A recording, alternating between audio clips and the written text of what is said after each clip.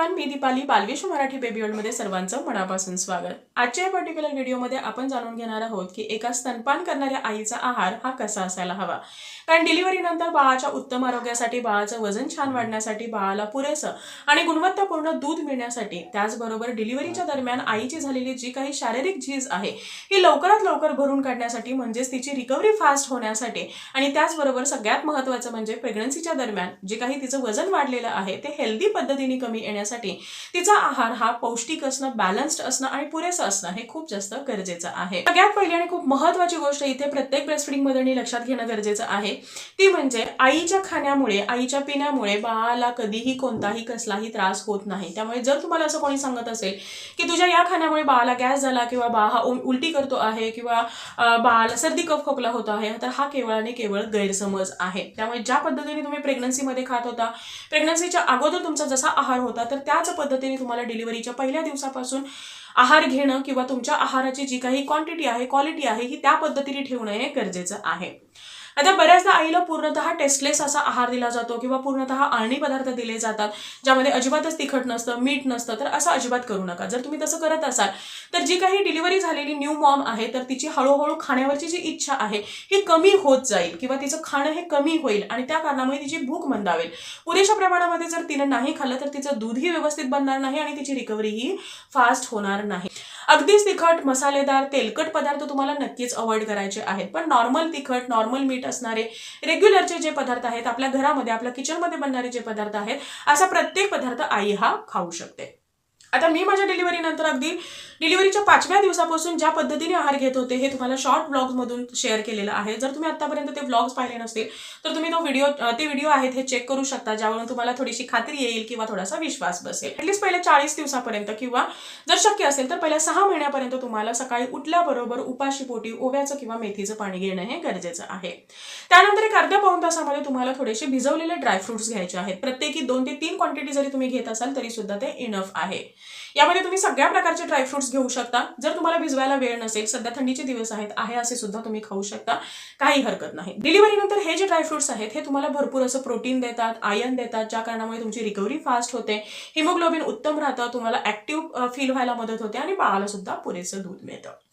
त्यानंतर तुम्हाला एक तासामध्ये नंतर आपला जो नाश्ता आहे हा करून घ्यायचा आहे. शक्यतो हा जो तुमचा नाश्ता आहे हा 9:30-10च्या अगोदर असायला हवा, जेणेकरून पुढचं जे मील रुटीन आहे हे व्यवस्थित सेट होईल आणि तुम्हाला भूक सुद्धा त्या पद्धतीने लागायला मदत होईल. नाश्त्यामध्ये तुम्ही जसं आपण नेहमी खातो, उपमा, पोहे, शिरा किंवा आणखी हलवा वगैरे हे सगळे जे पदार्थ आहेत किंवा चिला टाईप जे आहेत किंवा उत्तप्पा आहेत, इडली आहे, डोसा आहे, हे सगळे पदार्थ आहे असे तुम्ही खाऊ शकता, काही हरकत नाही. फक्त तुम्हाला ट्राय करायचं आहे की नाश्त्यामध्ये कमीत कमी 1 ते 2 भाज्या तुम्हाला ऍड करायच्या आहेत. चपाती भाजी जरी खायचं असेल तरी काही हरकत नाही. 1 चपाती आणि 1-2 बाउल भाजी तुम्ही सकाळी नाश्त्यामध्ये घेऊ शकता. जर तुम्हाला अंडी आवडत असतील तर नाश्त्यामध्ये आवर्जून 2 बॉइल्ड एग्स ऍड करा किंवा ऑमलेट सुद्धा तुम्ही खाऊ शकता, ज्या पद्धतीने तुम्हाला आवडेल त्या पद्धतीने. परंतु डेली तुम्हाला अंड्यांचा समावेश तुमच्या आहारामध्ये करणं हे गरजेचं आहे. स्पेशली अंड्यातला जो काही पांढरा बलक आहे हा तुमच्यासाठी खूप जास्त बलवर्धक ठरणार आहे, तुमची रिकव्हरी फास्ट करायला मदत करणार आहे, कारण यामध्ये भरपूर असं प्रोटीन असतं. त्यामुळे तुम्हाला जर टाके पडले असतील किंवा तुमचं सी सेक्शन डिलिव्हरी झाली असेल तर अशा वेळी हे तुमच्यासाठी खूप जास्त फायदा करणार आहे. तर नाश्त्यानंतर तुम्हाला तुमचे सप्लिमेंट्स घेणं सुद्धा तेवढंच गरजेचं आहे, कारण डिलिव्हरीच्या दरम्यान झालेली आईची जी काही झीज आहे ही फक्त आहारामधून भरून येणं शक्य नसतं. कारण आता जरी तुम्हाला असं जाणवत असेल की आपण ऍक्टिव्ह आहोत, हेल्दी आहोत, तरी भविष्यामध्ये तुम्हाला जे काही हेल्थ इश्यूज आहेत हे सुरू होण्याची किंवा ते वाढण्याची शक्यता असते. आता ज्या काही गोष्टी डॉक्टरांकडून तुम्हाला प्रिस्क्राईब करून घ्यायच्या आहेत तर त्या तुम्ही डॉक्टरांकडून घेऊ शकता. पण असे काही आयुर्वेदिक सप्लिमेंट्स असतात की जे सप्लिमेंट्स घेण्यासाठी तुम्हाला डॉक्टरांचं रिकमेंडेशन घेण्याचं किंवा प्रिस्क्रिप्शन घेण्याची गरज नसते. मी सुद्धा हे जे काही मॅमिकॉन सिरप आणि मॅमिकॉन कॅप्सूल आहेत हे रेग्युलरली घेते आहे. डिलिव्हरी झाल्यानंतर 1 महिन्यानंतर मी हे सुरू केलेलं आहे आणि आता माझं बाळ 5 महिन्याचं आहे आणि मला वाटतं पुढे 1 वर्षापर्यंत सुद्धा मी हे कंटिन्यू करणार आहे, कारण याचा रिझल्ट माझ्यासाठी अगदी अमेझिंग आहे. यामध्ये बऱ्याचशा अशा आयुर्वेदिक गोष्टी आहेत ज्यामध्ये शतावरी आहे, नागरमोथा, काळे जिरे, विदारी कंद, मेथी, ह्या सगळ्या ज्या गोष्टी आहेत त्या अगदी ॲप्रोप्राईट क्वांटिटीमध्ये घेऊन हे जे सिरप आणि या कॅप्सूल्स बनवलेल्या आहेत त्या 100% आयुर्वेदिक आहेत. त्यामुळे याचा कोणताही साईड इफेक्ट नाही आणि आणि हे भारतामध्ये बनलेलं आहे. जे उज्ज्वला आयुर्वेदाश्रम आहे यांनी बाळ आणि आई या दोघांच्याही आरोग्याच्या गरजा लक्षात घेऊन हे जे 2 सप्लिमेंट्स आहेत हे त्यांनी बनवलेलं आहे.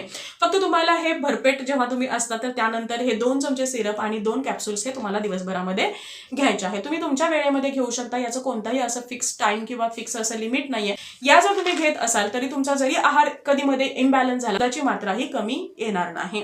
आणि म्हणूनच हे जे काही मॅमिकॉन सिरप आणि कॅप्सूल आहे हे मी तुम्हाला सुद्धा रिकमेंड करणार आहे. जर तुम्हाला याची लिंक हवी असेल तर मी डिस्क्रिप्शन बॉक्समध्ये किंवा पहिल्या पिन कमेंटमध्ये ही जी लिंक आहे ही ऍड करेन. तुम्ही तिथून हे ऑर्डर करू शकता किंवा त्यांच्या ऑफिशियल वेबसाईटवरती सुद्धा हे जे प्रोडक्ट आहेत हे अवेलेबल आहेत. मी इथे वेबसाईटचं नावही देईन. तुम्ही तिथून सुद्धा ऑर्डर करू शकता. तर तुम्ही असेही जे सप्लिमेंट्स आहेत हे सकाळच्या वेळेमध्ये घेणं हे गरजेचं आहे. कारण या दरम्यान आपलं शरीर आहे हे चांगल्या पौष्टिक गोष्टी खूप छान पद्धतीने ऍब्सॉर्ब करून घेत असतो आणि ज्याचा इफेक्ट पूर्ण दिवसभर राहत असतो. नॉर्मली सकाळी जर तुम्ही 10च्या अगोदर नाश्ता करत असाल तर 11:30च्या दरम्यान तुम्हाला थोडीशी हलकी भूक लागू शकते आणि या दरम्यान तुम्ही हलकं एखादं स्नॅक घेऊ शकता. मोस्टली मी प्रिफर करते या दरम्यान फ्रुट्स खाणं. जे काही मार्केटमध्ये ऋतुमानानुसार आलेली फळं आहेत तर ती 1 किंवा 2 फळं तुम्ही या दरम्यान खाऊ शकता. जर तुम्हाला आहे अशी फळं खायला आवडत नसतील तर तुम्ही ज्यूस बनवून घेऊ शकता, मिल्कशेक बनवून घेऊ शकता. ते तुमच्यासाठी जास्त बेटर ऑप्शन असेल. आता ब्रेस्टफिडिंगच्या दरम्यान असं कोणतंही फळ नाही जी आई खाऊ शकत नाही. त्यामुळे प्रत्येक फळ इथे आई खाऊ शकते. कोणत्याही प्रकारचं रेस्ट्रिक्शन नाही. जर तुम्हाला फळ खायची नसतील तर त्यावेळी तुम्ही एखादा ड्रायफ्रुटचा लाडू खाऊ शकता, सुंठवडा खाऊ शकता किंवा सकाळी नाश्त्यामध्ये तुम्ही जर एग्स खाल्ले नसतील तरी ते बॉइल्ड एग खाऊ शकता, एखादा ऑमलेट घेऊ शकता किंवा एखादा सूप सुद्धा घेऊ शकता, कढण घेऊ शकता. तर या पद्धतीने तुम्हाला तुमचं स्नॅक ठेवायचं आहे. स्नॅक हे स्नॅक प्रमाणे असायला हवं ज्याचा इफेक्ट तुमच्या मेन मीलवरती होता कामा नये. त्यानंतर 1-1.5 तासांनी 2 तासांनी तुम्हाला परत तुमचं लंच घ्यायचं आहे. लंचमध्ये तुम्हाला लक्षात घ्यायचे आहे की तुमच्या ताटामध्ये 4 प्रकारची व्हरायटी असायला हवी, ज्यामध्ये चपाती, भाजी, भात आणि सॅलड असायला हवं. सॅलड हे खूप जास्त गरजेचं आहे. लक्षात घ्या, जेव्हा तुम्ही डिलिव्हरीनंतर खूप साऱ्या कच्च्या भाज्या किंवा फळं खाता तर त्यानंतर तुम्हाला कॉन्स्टिपेशन होत नाही आणि डिलिव्हरीनंतर जर तुम्ही कॉन्स्टिपेटेड होत असाल तर त्याचा त्रास खूप जास्त होतो, जो मी माझ्या पहिल्या डिलिव्हरीच्या वेळेस सुद्धा अनुभवलेला आहे. आणि या डिलिव्हरीमध्ये मी हे जे काही चेंजेस केलेले आहेत तर त्यामुळे या डिलिव्हरीमध्ये मला त्या त्रासापासून आराम मिळालेला आहे आणि मला खात्री आहे की तुम्हाला सुद्धा या गोष्टीची खूप जास्त गरज असणार आहे. कमीत कमी 1 बोल तुम्हाला सॅलड घेणं हे गरजेचं आहे. त्याचबरोबर जर तुम्ही अगोदर 1 वाटी आमटी घेत असाल किंवा भाजी घेत असाल तर आता त्याची जी क्वांटिटी आहे ही तुम्हाला डबल करायची आहे. जिथे तुम्ही 2 चपाती 1 वाटी भाजी खात होता तर तिथे तुम्हाला 1 चपाती आणि 2 वाटी भाजी किंवा आमटी किंवा डाळ असेल किंवा वरण आहे, अशा गोष्टी ज्या आहेत या वाढवायच्या आहेत. अशी कोणतीही भाजी नाही की जी भाजी तुम्ही तुमच्या लंचमध्ये घेऊ शकत नाही. त्यामुळे प्रत्येक भाजी तुम्ही इथे खाऊ शकता. मोस्टली ट्राय करा की जास्तीत जास्त हिरव्या पालेभाज्या किंवा गडद रंगाच्या ज्या भाज्या आहेत, मग त्या फळभाज्या जरी असतील तरीही चालतील, परंतु गडद रंगाच्या भाज्या खा. त्यामुळे तुमचं हिमोग्लोबिन हे उत्तम राहायला मदत होईल आणि तुमची रिकव्हरी सुद्धा फास्ट होईल. आता त्यानंतर येतं ते म्हणजे इव्हिनिंगचं स्नॅक. आता इव्हिनिंगच्या स्नॅकमध्ये तुम्ही इथे आल्याचा चहा घेऊ शकता किंवा आणखी ग्रीन टी सुद्धा घेऊ शकता, काही हरकत नाही. नसेल घ्यायचं तर तुम्ही गरम दूध घेऊ शकता, ड्रायफ्रुटचं दूध, हळदीचं दूध, केसरचं दूध घेऊ शकता किंवा तुम्हाला सूप आवडत असेल तर तुम्ही सूप इथे घेऊ शकता किंवा लस्सी, ताक किंवा दही, या सगळ्या गोष्टी सुद्धा तुम्ही खाऊ शकता. दही खायला, पनीर खायला, लस्सी खायला डिलिव्हरी नंतर अजिबात रेस्ट्रिक्शन नाही. यामुळे बाळाला कधीही सर्दी होत नाही, उलट तुम्हाला भरपूर असं प्रोटीन मिळणार आहे आणि तुमची रिकव्हरी सुद्धा फास्ट व्हायला मदत होणार आहे. तर या पद्धतीने तुमचं स्नॅक असणं गरजेचं आहे. त्यानंतर येतो ते म्हणजे डिनर. आता डिनरमध्ये तुम्हाला मोस्टली ट्राय करायचं आहे की जे हलके पदार्थ आहेत असे पदार्थ आणि गॅसी फूड तुम्हाला घ्यायचे नाही, ज्यामध्ये वांग, बटाटा, फ्लॉवर, ब्रोकोली वगैरे किंवा रूट व्हेजिटेबल ज्या आहेत तर त्या तुम्हाला घेणं हे टाळायचं आहे. कारण रात्री आपली म्हणावी तेवढी हालचाल होत नाही आणि अशा दरम्यान जर तुम्ही गॅसी फूड खात असाल तर तुमचं डायजेशन हे बिघडू शकतं. बाळाला गॅस होणार नाही पण तुमचं डायजेशन हे बिघडू शकतं. त्यामुळे संध्याकाळचा जो आहार आहे हा थोडासा हलका असावा, पचायला थोडासा लाईट असावा, ज्यामध्ये तुम्ही दलियाची खिचडी घेऊ शकता, मुगाची खिचडी घेऊ शकता, मिक्स डाळींची खिचडी घेऊ शकता, मिक्स भाज्यांची खिचडी घेऊ शकता किंवा भाताचे वेगवेगळे प्रकार तुम्ही इथे खाऊ शकता. भाकरी सुद्धा तुम्ही घेऊ शकता, भाकरी आणि आमटी किंवा भाकरी आणि भाजी असं सुद्धा तुम्ही खाऊ शकता, काही हरकत नाही. खूप जास्त तेलकट किंवा मसालेदार पदार्थ डिनरमध्ये तुम्हाला टाळणं गरजेचं आहे.